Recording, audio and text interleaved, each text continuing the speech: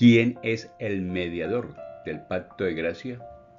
El único mediador en el pacto de gracia es el Señor Jesucristo, quien siendo el eterno Hijo de Dios, de la misma sustancia e igual con el Padre, se hizo hombre en la plenitud del tiempo, y así era y continúa siendo Dios y hombre, en dos naturalezas completamente distintas y una sola persona para siempre.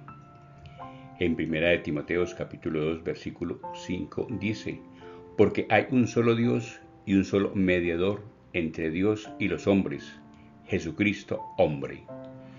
Cuando el apóstol Pablo escribe que hay un solo Dios, se está refiriendo al Shema, que era la declaración de fe de Israel.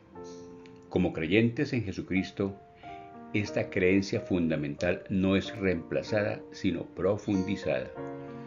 Jesús no es otra deidad, sino Dios mismo, quien también se ha convertido en nuestro mediador. Un mediador es como un sacerdote, alguien que trae a acuerdo de paz las dos partes enfrentadas. Puesto que Él es nuestro sumo sacerdote, podemos acercarnos pues confiadamente al trono de la gracia, porque sabemos que Él nos representará y nos conducirá fielmente en su camino. Juan capítulo 1 versículo 1 dice: en el principio era el Verbo, y el Verbo era con Dios, y el Verbo era Dios. Lo que Jesús enseñó y lo que hizo están ligados en forma inseparable con lo que Él es. El apóstol Juan muestra a Jesús como totalmente humano y totalmente divino.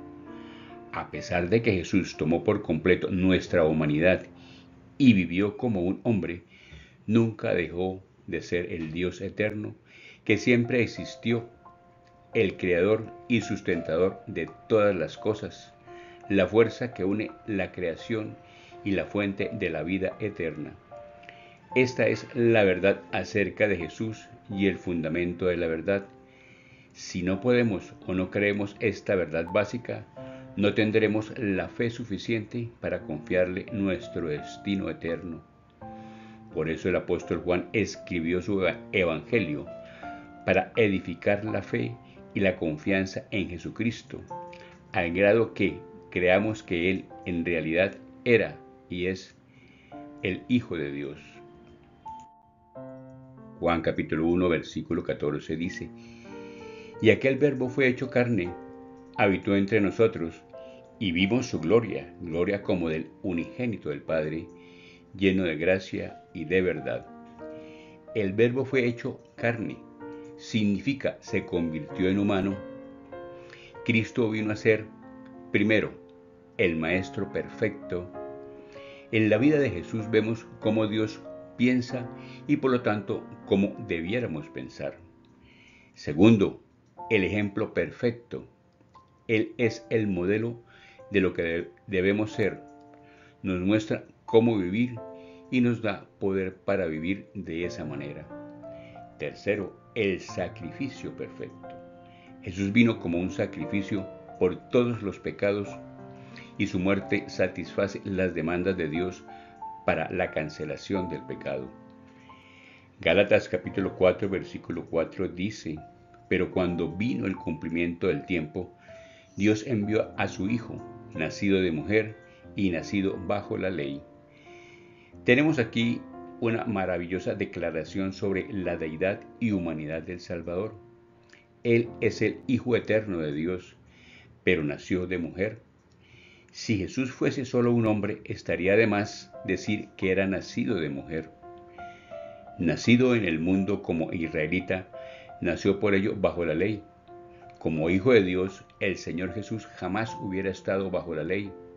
Él era quien la había promulgado, pero en una gracia llena de condescendencia, se puso a sí mismo bajo la ley que él había promulgado para poder magnificarla con su vida y llevar la maldición de esta con su muerte. Colosenses capítulo 2 versículo 9 nos recuerda: porque en él habita corporalmente toda la plenitud de la deidad, Significa que la totalidad de Dios estaba en el cuerpo humano de Jesucristo. Cuando tenemos a Cristo, tenemos todo lo que necesitamos para salvarnos y vivir correctamente.